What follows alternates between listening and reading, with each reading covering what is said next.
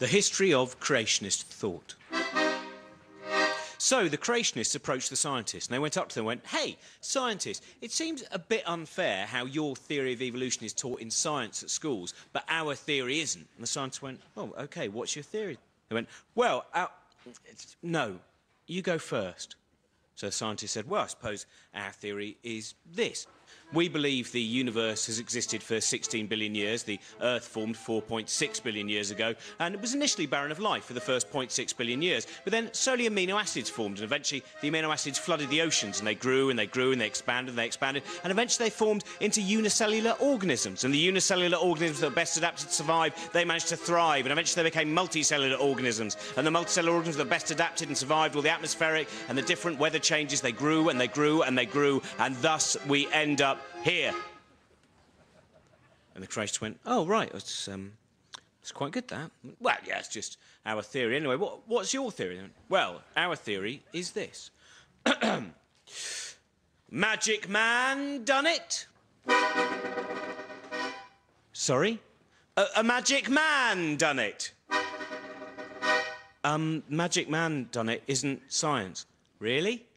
"Yeah, really." "Oh." 20 years then passed, and then they returned. And they came back and went, "Hello, scientists. Sorry about last time. We hadn't really thought it out. But now we have come back with a proper scientific theory." "Oh, yes, so proper. It is called the theory of intelligent design." Yeah. Not stupid design. Not idiot design. Not banana design. No. Intelligent design. In fact, if you don't get it, Mr. Scientist, maybe it's because you're not intelligent enough. OK, well, what's your theory? Well, our theory is simply this. The universe existed for a very long time, and then eventually the Earth formed, and initially the Earth was barren of life, but then slowly amino acids formed, and eventually the amino acids turned into unicellular organisms, and the unicellular organisms that were best adapted to survive, they managed to thrive and thrive and thrive, and then slowly they turned into multicellular organisms, and the multicellular organisms that are best adapted to survive and survive the climatic and atmospheric changes, they grew and they grew and they grew, and thus we end up here.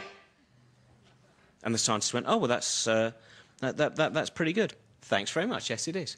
"It is kind of our theory, isn't it?" "Well, I suppose so, apart from a thing. But don't worry about that." Sorry, what do you mean apart from a thing?"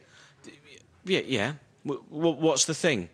"Well, you know, sometimes you look at nature and you go, 'That looks hard to make. How could nature do it?'"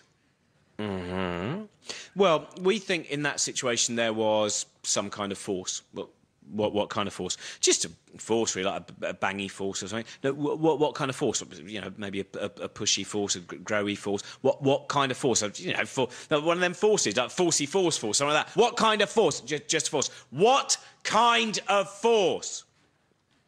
"A magic man done it?"